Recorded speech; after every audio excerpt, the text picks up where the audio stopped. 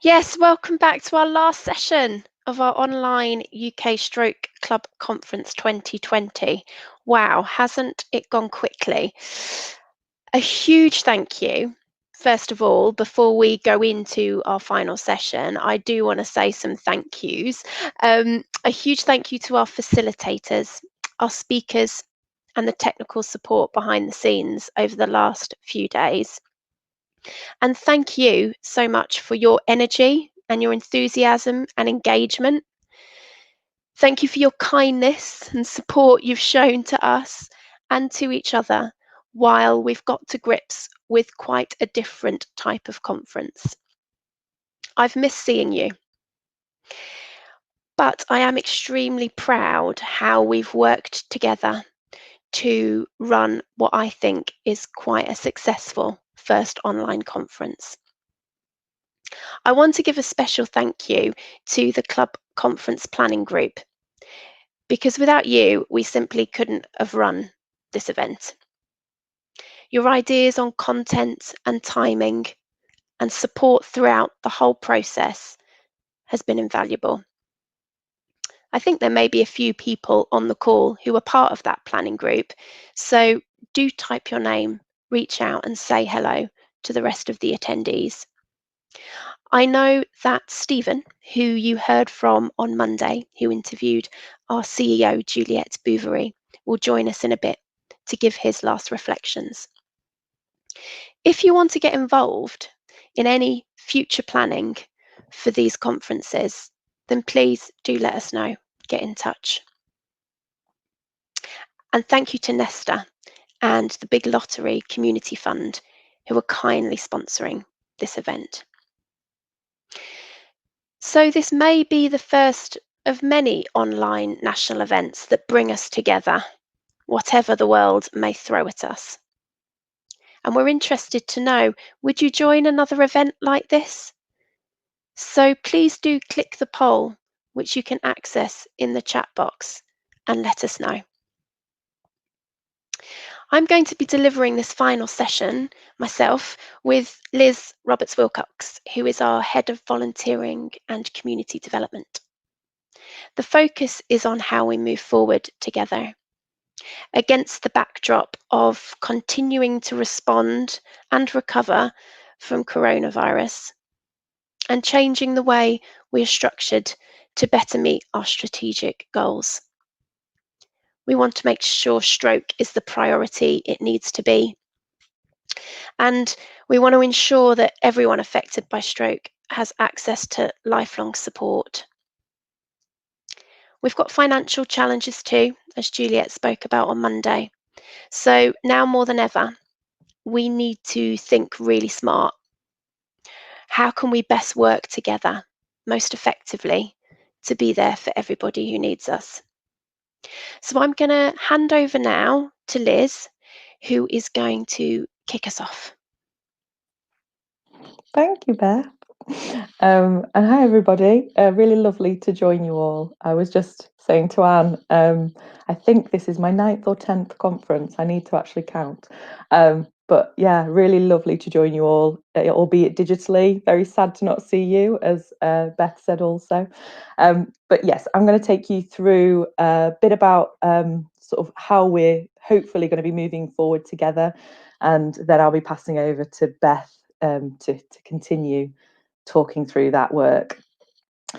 So moving forward together, stroke clubs and groups have been part of the Stroke Association support offers for over 30 years now. We have developed, evolved, invested and scaled this support. We've created a journey and space and opportunity for people affected by stroke to provide tangible peer support to others in their local community struggling with rebuilding their lives after stroke. Our latest strategy and our need to respond to COVID-19 requires us to think differently about how we work together. Building on our strengths, we want to continue to support stroke groups and clubs nationally and locally. We want to continue to improve our relationships with clubs and groups, and we want to streamline and make effective use of our defined resources. All of this is aligning to our future operating model and how we are structured. Groups are core to our strategy, and they're absolutely core to our vision.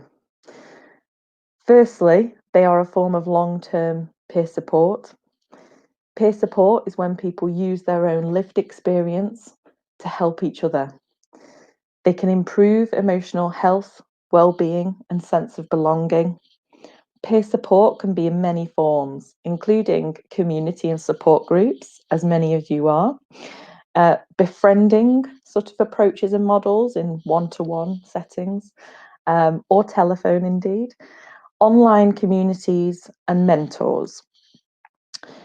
Now, we have 3 strategic goals, and the one on screen right now, goal B, is about ensuring that everybody affected by stroke has access to the rehabilitation and lifelong support they need. And a strong, vibrant stroke group network is crucial in helping make this goal a reality. Our third goal, goal C, is to partner with people and communities to help them take action on stroke. Now, clubs and groups across the UK provide stroke survivors and carers the opportunity to bring their insight and empathy to improve stroke outcomes for themselves and others, and in doing so, rebuild their own confidence and self-esteem. Through the network of volunteer-led group activity, stroke survivors benefit from and contribute to the human kindness we find in all communities. These groups are made up of people passionate about stroke as a cause and condition and taking action on stroke. And they raise awareness of the profile of the cause and the condition in the local community. So clubs and groups are integral to our Stroke Association strategy. But what's our vision to enable us to achieve these ambitions? We want to support and enable an enhanced high-quality stroke group network. And now this visual, we've tried to pull together to help articulate that and hopefully show the sense of family and connection that we really want to see come together in the future. So we want to create this network. We want to create that feeling of family, connecting people together, whether you are a voluntary group, affiliated, unaffiliated, no matter the size of group. We want all group-based organisations providing support to people affected by stroke to be able to come together within this network, be connected to one another and us, to build resilience, to build power and strength, to ensure sustainability is there, because it's so critical more than ever that we work together to do that. I'm now going to hand over to Beth to give you a bit more detail about the work going on in the stroke group review, but hopefully that gives you a bit of a sense of where we are, where we've been, and where we're hoping to go. And Beth's going to go into a little bit more detail about the thinking we've had so far. Thank you, Liz. Yes, so a vision we can absolutely achieve, and we're already on that journey. So we're not at the starting point. And hearing from you has been absolutely crucial in starting that journey and continuing it well. So just pausing a minute to think about how research and your views absolutely underpin the vision. We commissioned several external pieces of research over recent years, specifically around our clubs and group network. Last summer, a research team called Bright Purpose interviewed lots of volunteers and staff, and we did an online survey too. And you heard from Ruth yesterday in the digital webinar about our lockdown survey, where we asked people their experiences of groups during lockdown. And you heard from Helen from Reason Digital yesterday too. Both these projects bring in your views and experiences. So we've heard from you on what's important on our road to recovery, both in our face-to-face approach and our remote support. And your voice continues to inform our plans. So how are we currently working together? Well, you've heard from Steven on Monday, and you'll hear from him later on his reflections of being part of the steering group for this piece of strategic work. We're delighted that we have volunteers from groups across England, Wales, Scotland, and Northern Ireland. We're meeting regularly over Skype to discuss our progress against some of our key priorities. Working together, we're collaborating, we're sense checking, and we're also having a critical friend, which is vital as we move forward. If you're keen to become closely involved in this work, do get in touch, as we're always looking for more people. And again, for those who are part of the steering group for this strategic piece of work, and you're on the call today, do type your name in the chat box, introduce yourself, and say which area of the country you're from. So you'll see on the next slide the research that Bright Purpose gave us in terms of recommendations and how we move forward. And they said, strengthen the basics. So these recommendations absolutely inform and underpin our stroke group review work. And I'll talk through them now. So the first one includes supporting the referral pipelines. How do we enable and facilitate more people to know where you are and to join your groups? They also talked about making it easier to begin volunteering. We know and hear from you that lots of people want to help, but are maybe put off by the formal volunteering roles. So we need to think about how we can support people to support your group easily. There's also practical visibility and support. There's sharing learning and practice. There's streamlining bureaucracy and processes. And how can we support and enable a strong succession to your committees? So I'm going to give you an overview of some of the key aspects of the stroke group review to which this research underpins it. So the first one is sustainability. So that's keeping going and keeping going really well. And this includes financial sustainability, so growing your income. And we want to continue to support you as a network with tools and ideas on how to fundraise. So what I would say is keep an eye on our intranet over the coming weeks and do read the fortnightly e-bulletins that Juliet sends you. We'll share new resources there over the coming weeks. One way we've supported fundraising recently is starting a new process which enables stroke association groups that are part of the organisation to use online digital fundraising via our Just Giving page. So Just Giving is an online fundraising platform. We've created new guidance on how to use it. We know that our Northwest Choir, if anyone's on the line from Northwest Choir, do chat in the chat box. They raised an incredible over £2,000 in just 2 weeks by using this online fundraising tool. And they also got £400 in gift aid. This was against an original target of £500, so it was incredibly successful.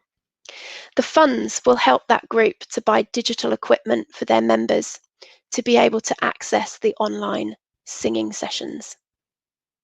We'll share our top tips on how to use these online digital fundraising platform with independent clubs too. So look out for that in the next few weeks.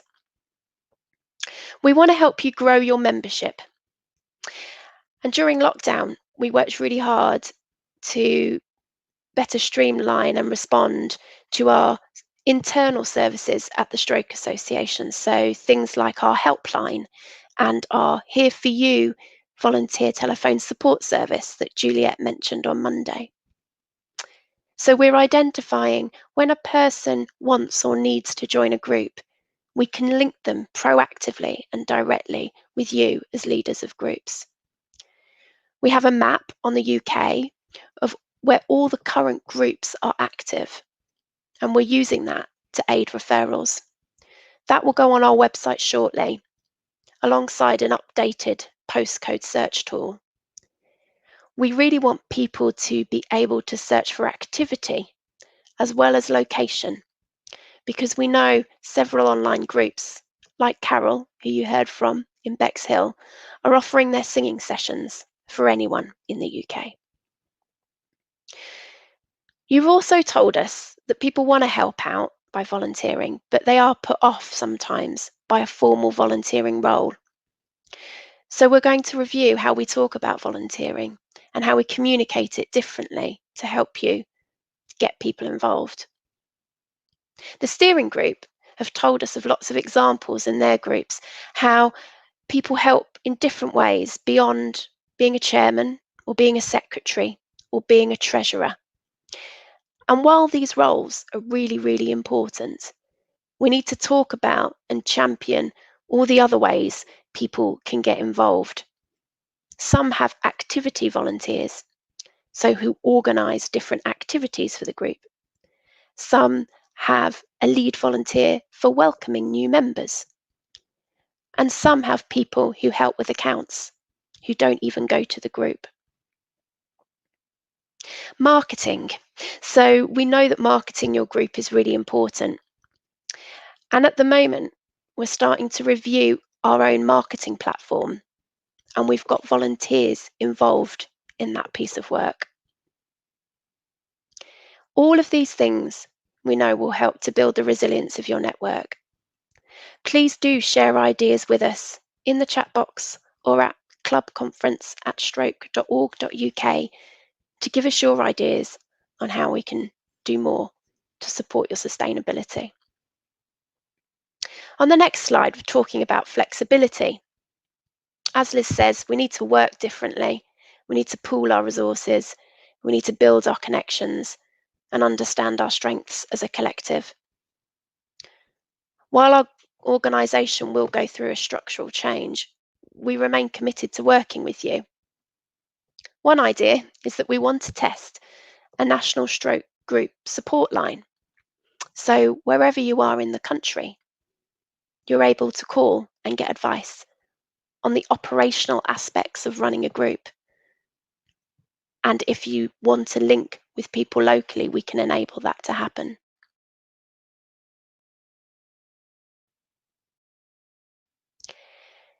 We're still going to be connected. We're going to streamline our processes too and our administration so that we're being most effective with our time. The final area I want to talk about is digital capability. And for those of you who've joined us over the last few days, you will know that being connected as leaders has been really today, but we recognise that that's not always possible. So the first thing I want to talk about is the resource hub. We want to understand what you need in order to access resources from each other.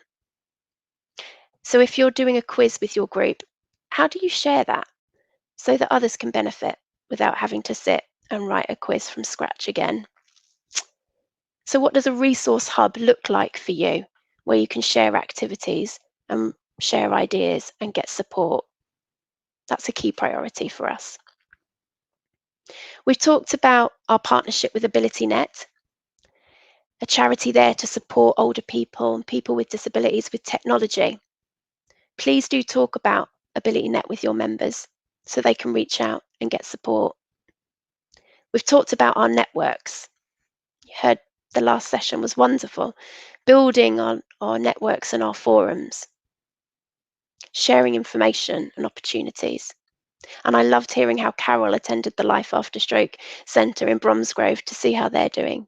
So reaching out beyond your locality. We need to build more of these networks. They're vital to our resilience and our power.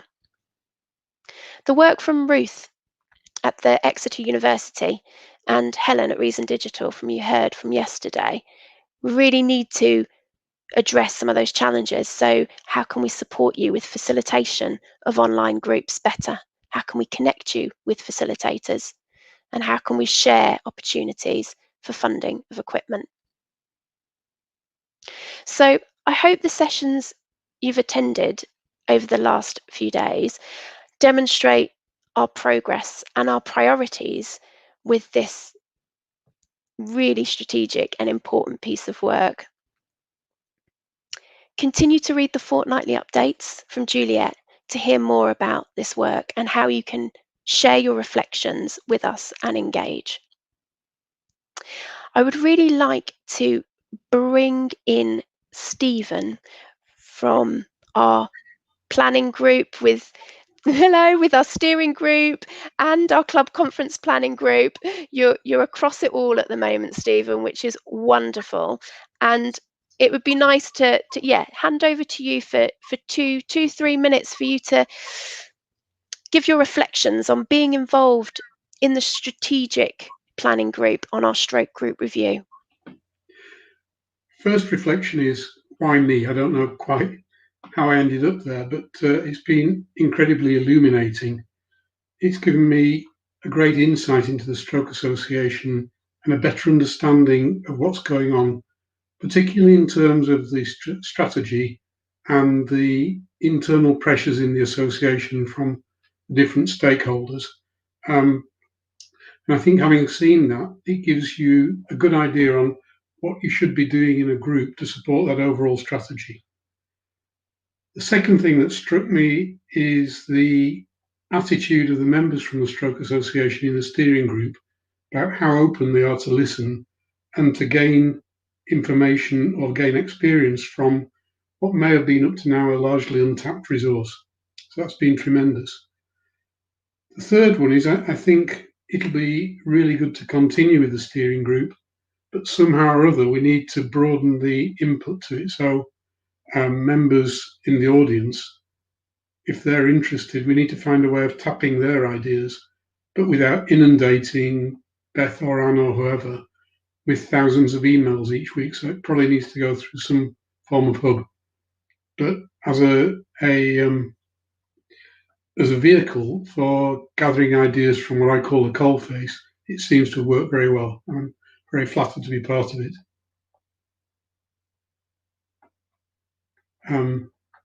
So that's probably my reflections there. Thank you. Thank you so much, Steven. It is an absolute joy working with the planning group, and it feels that we're tackling the issues that we need to tackle in the right order. So it's brilliant to have that collaborative team. So before I bring Liz back on and we answer a few questions, because we can see some coming in, thank you everyone for posing those and engaging. Anne, would you like to jump back in and just give us a reflection on the theme of discussions that are going on the chat box? How's it going? Yeah, there's some shout outs to people from the steering group, so thank you for those. Please do keep posting your questions, lots of chats about different things, supporting each other with their own clubs and groups and ideas. But please do pose your questions for any of our speakers. Thank you, Anne. Let's bring Liz back in and we will make our way through some of the questions. So we've had a question from Lorraine from Nelsey. Hi, Lorraine, and Nick Can, who are keen to know more about the Just Giving and the gift aid. So that's fantastic. Lots of money to be made, I think, through that platform. I think the best thing to do to find out more about that would be to contact Chris Dutton, And hopefully Anne can share Chris Dutton's email address with you in the chat box if you haven't already got it. So that would be the best point of call to start you going. And if I go on to the next question, from John, hi John, does the map include affiliated clubs? Yes, it does. So a nice simple answer to that one, John. So we're absolutely capturing the activity of groups and clubs that are active now. So our teams will be working with you locally to find that out. If you haven't had a conversation with your local volunteering and community team about your activity as a club, please do reach out to them so that we know we have the right information for you. Brilliant. There's another question here I might pose to Liz. So this is from Graham. Hi, Graham. I've been trying to get onto our stroke unit for years, but have been blocked by red tape. This would be a great place to let survivors know about our group. How do we get around this? It's a long-standing one, this one, isn't it, Graham? Absolutely, yeah. I've heard this many occasions. I think there's a number of things here. There's a role for us to support you more locally in terms of if we have existing relationships, how we could help break down some of that red tape and find ways of getting your marketing materials on into hospital sites. I've been having some conversations recently with the charity RVS, as they, as many of you'll know, have their own shops or cafes or sort of areas where they can display information. And I've been speaking to them about how could we use some of that space kind of politely and promote what's happening in the local area. So I'm definitely having those conversations nationally to try and enable that. But I think what you're talking about is actually the active referrals from the health professionals, which I think is key. The thing that we've just set up recently, the new service, Stroke Association Connect, is another way in which we're reaching new referrals coming directly out of hospitals. So I think that's another angle that we could ensure that when people are coming out of hospital and we're getting that direct referral, that then we're able to let them know exactly what's in their area and as Beth was talking about before, ensure that referral is happening and that integration's happening, instead of there being a sense of gatekeeping and not telling people about groups yet because they may not be ready. I've sort of heard that over the years, and actually who are we to determine when people are ready to know what's in their area? And I think the more we can equip people with the right information, the knowledge and what's going on, they're adults, they can make their own informed decision and connect with people locally. So I think there's a number of things we can do there. I know I've just thrown a few things at you, but yeah, I think let's keep talking about this because this is critical for the sort of the referral pathway in the membership, as Beth was talking about before. Thank you, Liz. Is there anything from your perspective, Stephen, in terms of, does that resonate for you as well, the challenges of reaching new people in stroke units with your group in Birmingham? It's a challenge to reach them in the stroke units, but I think overall between North Birmingham and Sutton Coldfield, we've probably got the bigger challenge of too many stroke survivors, which is an awful challenge to have. And we need to work together to see how we can cope with that. So, yeah. We've had a question from Vivian. Hello, Vivian. Thanks for joining us today.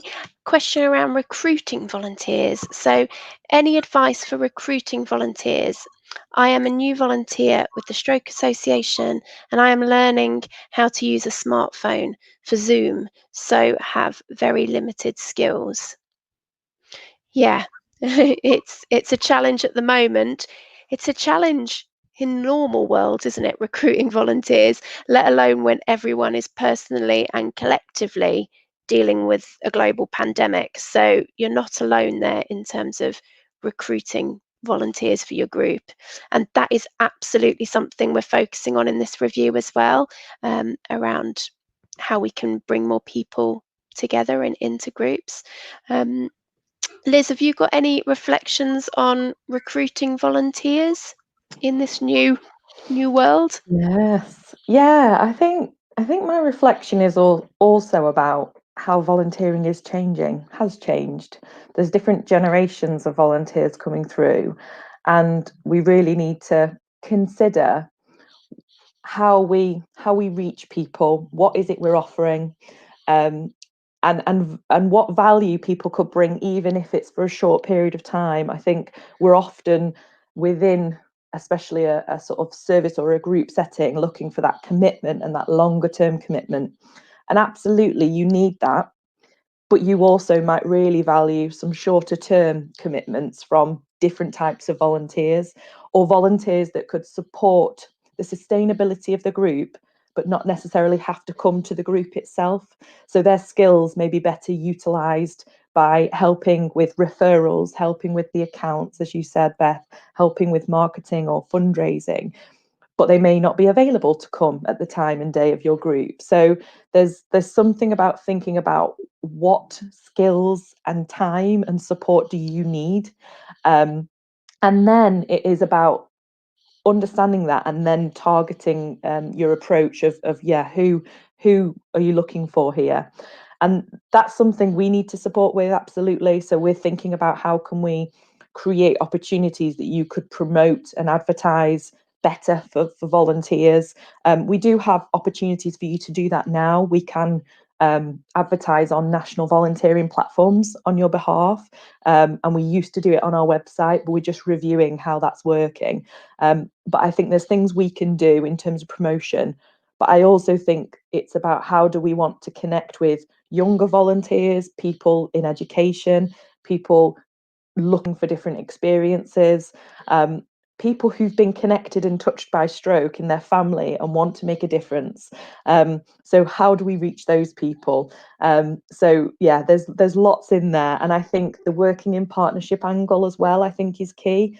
You know, the voluntary sector is big, it's huge. There's a wonderful amount of volunteers across the sector, and how can we pool some of those resources? And again, I'm looking to speak to other charities about how could we work better together locally. So where you may be struggling with having enough volunteers or people to support, and it may be the running of your group, exactly that. Is there volunteers available who are supporting another charity in the area that would be very happy to come and help you out in those 2 hours at your group? So there's something that we're looking at called a volunteering passport, that once somebody's been through sort of DBS checks and basic training with one charity, they have a passport that enables them to support another, and it means they're not having to go through all of that, the checks and all of that again, which would make volunteering a lot easier for people and more accessible. So that's another conversation we're having nationally to try and make those sorts of things easier. So just a few thoughts there, but again, would be happy to speak to people who've either got ideas or who are struggling as part of this process, Beth, so we can really understand what the challenges are and see what solutions we may be able to come up with together. Wonderful. Thank you, Liz. Absolutely. And I think, you know, Penny from Epping Forest has just let us know that they registered with Voluntary Action in Epping Forest to get more volunteers, and there may be similar agencies in other council areas. So reiterating your point around working with volunteering organisations locally and nationally. So yeah, that's wonderful.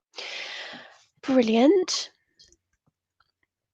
I think, yeah, we had another question. So people are interested on the online fundraising, which is fantastic. So if you are wanting to explore this further as a group that is part of the association, or if you're an independent club, please get in contact with us. So you could email Chris Dutton if Anne shares the contact details, or you could email clubconference@stroke.org.uk, as that's the one that we've been saying for the last 3 days, and we will link you up So we'll make sure we share our tools on using online fundraising.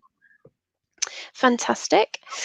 I might ask you both at this point, we might dip back into some more questions relating to this session, but at this point, if I go to Steven first, what would be your light bulb moment of this conference, or something you're going to take away? And you can answer that from your perspective as a group leader or as a planning member. That's an unfair question, because a light bulb moment, it's more like Blackpool illuminations. I think perhaps what's come across most to me in this forum is the effectiveness of the chat box. I've never been real fans of chat box on online things, but apart from the 2 sessions where I've been on the stage, I've watched it as one of the members of the audience. And I should say to the audience that when you're doing this presenting, you can't see the chat box coming on the screen. But the activity in that chat box has been incredible, absolutely amazing. So that's one of the things there, but there's always a but. And the but is the conversations need to be kept going afterwards. And so we need to find a way of facilitating that. That's by far the biggest one, I'd say. Another takeaway, I think the idea of a volunteering passport, which I've just heard about, is absolutely incredible, because I nearly gave up trying to be a volunteer just through the sheer difficulty of getting approved for one charity, let alone more. And I think that came into the hospital picking up people as well, because it was a different charity. Other takeaways, actually, can I just diversify a bit? There's been so much activity in the chat box that I'm sure everyone in the audience will have takeaways, and I'll be sitting here at the moment saying, I'm going to do this, I'm going to do that. There's lots of things I'm going to do. And it's well proven that if you write down what you're going to do, you have more chance of doing it, or share what you're going to do.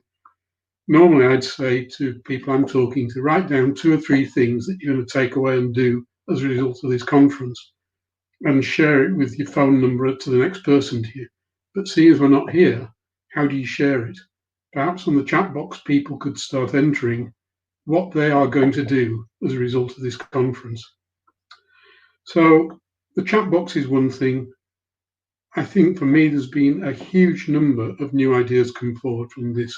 And from my experience of the face-to-face conferences, I would say that perhaps there's been more involvement and interaction through that chat box than there is when there's a conference with people attending. And it might just be that there is less inhibition to using a chat box than there is to asking a question in an audience of 100 people. Another reflection, huge increased reach. I think we mentioned on the first day how many people were here from a long way away who wouldn't get to the Midlands. So yeah, that's another big tick. And then the last one I've got for now is, I would say, just the usual huge dose of positivity you get coming out of this. You end up being really motivated. And I've written down a list of, I have 2 headings. One is WWW, which isn't World Wide Web, it's what worked well. And the other side is EBI, which is even better if. And the what worked well is probably 3 times longer than the even better if. So I'd stop there now and let Liz have some feedback. I don't think I can top yours, Stephen. For me, what are my reflections? I think similarly to how Stephen was describing the chat box, I've just been really pleased to see how many people have been not just able, been motivated to sign up and join us. I think it's been such a challenging year and continues to be for so many. We really wanted to do this conference still and to reach out to you all, knowing that we were not going to be able to connect in the usual way. But so proud of the team, how they've been able to pull this together and facilitate everything. And so grateful for the sort of motivation and commitment from all of you as volunteers who've come along, joined, actively engaged. And hopefully benefited. You know, this is why we do these things. We want to connect with you, help you connect with one another, and benefit from information sharing and updating of where we are with our thinking and where we may be going together in the future. So I hope we've achieved those things. I feel like we have, and yeah, I just think it's been lovely to see the transition from physical to digital, but still feel so positive, and so engaging. So really pleased with that. And yeah, I think apart from that, Beth, I think Steven's said many other things that that absolutely I agree with. What are your reflections? I'll ask you back, Beth. What are your thoughts? Yeah, my reflections are I am buzzing and exhausted, and it's really interesting because after a face-to-face conference, you feel tired and buzzing too, but I didn't think I'd feel as tired after an online conference. And there's no distance between finishing the conference and then going and dealing with my children. So I think there's something really interesting for us to reflect on how it feels to be sitting in your home, engaging in a national event, and making sure we're looking after our well-being while doing that. So that's interesting learning for me, and learning, I think, for everyone who's been involved in delivering. I think a takeaway for me is just how connected we can still feel, which is incredible. And it feels like we've still managed to capture the human connection. And how can we do that even more? So I can't remember your acronym, Stephen, but yeah, what more can we do? And I think that for me is something, how can we still build and create the human connection from a face-to-face conference? And a massive, massive thank you to everyone who has been facilitating, because it's a very strange experience not seeing your audience. So everyone's been incredibly warm, open, vulnerable, and professional all at once. So that's been a real boost and a motivator as well. So yeah, I don't know, Anne, has there anyone been sharing their sort of light bulb moments, or any reflections on how they've enjoyed the conference or ways to improve? Definitely. We've had lots of nice comments about people sharing tips about how they can make connections in their own local communities. Carol was saying that her local hospital has been very supportive, but because they can take their choir there a couple of times a year and they do share the artwork, but it is all down to your local connections. Stowmarket Stroke Group have been saying about some of their connections, so thank you for sharing all that on the chat box. In terms of light bulb moments, if you bear with me, I'll just call it up. So we've had some really nice comments. Light bulb moments. Lots of people like the idea of the volunteer passport. Lots of positives about the actual chat box facility, although we must note that this doesn't suit everybody, maybe those with aphasia. So we do really appreciate everybody getting involved in that. Carol's light bulb moment is that she can do more for her offline members, and she would like to get some more hard copies of the activities, and there's lots of requests for Michelle's packs that we spoke about yesterday. Kathy Butcher said that listening to the presentations in the quietness of her own home has been much better for her and easier to absorb the information, not being in a crowded room. But of course, Mrs. Nottingham, but not the journey. Wonderful. Thank you, Anne. Yeah, really interesting and different reflections there, which are really, you know, as you say, in a face-to-face event when there's lots of noise, lots of busyness, actually hearing from you that a way to connect with the content is easier when it's quiet and you can focus. So that's a lovely thing to bear in mind and think about moving forwards. Before I close the session and close the conference, I just want to invite Stephen back for a few more minutes, because I know you've got a few more reflections which would be lovely to share, because I'm sure it will spark thinking and ideas with your peers and colleagues out there, and then we'll close off. I'll keep it brief then. I think just to build on Anne's point there, probably it's been a more inclusive conference because it is easy to take it in the quiet of your own home, and it will appear on the intranet so people can catch up in their own time later. On positives, I think there's been so many examples of how people have adapted to the situation and come out of what could be a crisis with a better solution, which is one of the great lessons in life, that you go through these different stages and you adapt your behaviour, but then you come out with a solution which you'd never have thought about without the challenge, which in the end might be a lot better. And then finally, picking up on the speak less, listen more thing that came out this morning, I've worked at a place where we had a guiding principle which was listen and be listened to. And I think it's incumbent on the people attending to make sure that we are listened to. So it's very easy to sit here and say, is it good to hear all this fine talk coming from the organisers or whatever else? But a key part of it is that volunteers were being listened to. But if we stop speaking, then there's nothing to be listened to. So that chat box has got to be kept going, and somehow we've got to find a way of maintaining the conversations that's gone on and being heard. But if we as volunteers don't speak, then we'll never be heard. I'll stop there. Thank you. Amazing. Thank you, Stephen.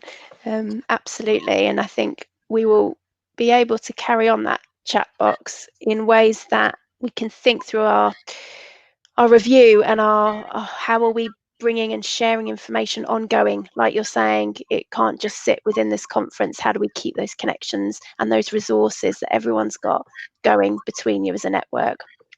That is absolutely our focus and priority. So I just wanted to read a few more reflections before I close. Thank you so much for continuing to share, because we know it's getting close to lunchtime. So Angela from Sutton Coldfield, welcome Angela. Thanks for an excellent conference. This is just what we need to provide support and encouragement. Thank you. And then Kathy, as a volunteer, this remote conference has given me new hope that we are working together and feel more engaged with the Stroke Association. So thank you and well done. That's a wonderful outcome, Kathy, that you feel more engaged with us. That's brilliant. And then Kate and Ray, watching together. Because of the conference, we are setting up a group page on Facebook even as we speak. I love that. Thank you so much, Kate and Ray, for letting us know. Wonderful. Let us know how it goes. And interestingly, we did the poll at the beginning, and for those who did respond, all of you, so 100% would be absolutely up for doing this type of online national event again. So that is brilliant for us to know that and help us moving forwards. So thank you, Stephen and Liz, for everything this afternoon, and your comments and reflections. We will now wrap up the conference, which feels quite emotional because it's what we've been living with for the past 3 days and in the run up. So yeah, a huge thank you. Keep emailing us at clubconference@stroke.org.uk for any more questions or reflections, and we'll get all the updates from the conference on our website in the next few days, and we'll email you, so we will let you know when the content is available for you to share with any of your volunteers or your members who aren't here. And a reminder, please do take 2 minutes to fill out the feedback form. Feedback forms can be a bit dry and boring to do, but it's so important that we capture what you think, and also that we can report to our funders who give us the money to be able to put on this conference, this system that we're using. A big thank you to the organisers of this. So yeah, absolutely do let us know your feedback so we can keep championing these national events. And again, if you want to be part of the planning group for these future conferences, do email us as well. But the fun doesn't end there. So I don't need to feel too emotional just yet, because we aim to host our largest social evening tonight, starting from 7:15 from your living room. We'll have live entertainment, a quiz, and most importantly, it's an opportunity for you to relax and enjoy. You've been taking on lots of information over the past 3 days, so this is your opportunity to take a break. Everyone is invited, your friends, your family, all your group members. There's still time to register, so spread the word, form a team, get quizzing, and there will be prizes to be won apparently. So you don't want to miss it. So until next time, thank you so much everyone, and stay safe.